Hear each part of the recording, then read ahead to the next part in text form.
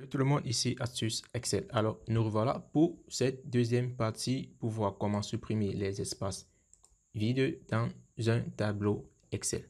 Alors, la première méthode, on a vu qu'il fallait tout d'abord insérer une colonne, mais cette méthode, moi, je ne l'aime pas trop. Alors, je vais donc vous montrer les autres méthodes. Alors, pour cette deuxième méthode, comme je vous ai dit, il y en existe plusieurs. Alors, restez bien jusqu'au bout. Alors, pour cette deuxième méthode, nous allons donc utiliser une autre fonctionnalité. Nous allons mettre nos données sous forme de tableau.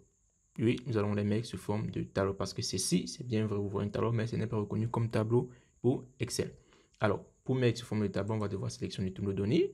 Et si on utilise la touche CTRL A, vous allez voir que ça ne va pas sélectionner toutes nos données parce qu'il y a des espaces vides dans notre tableau, ou plus précisément des lignes vides.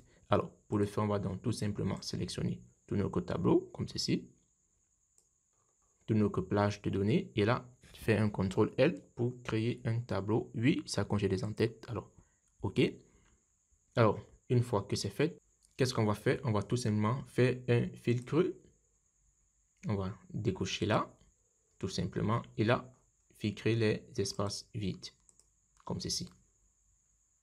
Là, c'est parce qu'on allait dans le nom de client et là, on pourra supprimer. Mais si on n'avait pas sélectionné le nom du client, alors, par exemple, puisque on a plusieurs espaces vides, ici, par exemple, on a un espace vide à ce niveau. Si on avait fait un filtre ici, du vide, comme ceci, là, vous voyez, on devrait en avoir plusieurs. Et là, on pourrait donc effectuer un second filtre du vide, comme ceci. Et là, sélectionner comme ceci et supprimer nos données avec un CTRL-MON, comme ceci. Et là, après ceci, on n'aura plus qu'à effacer tous les filtres. Et là, on a donc notre tableau sans ligne vide. Alors, ça, c'est également une méthode. Alors, passons donc à la prochaine méthode que j'aime bien.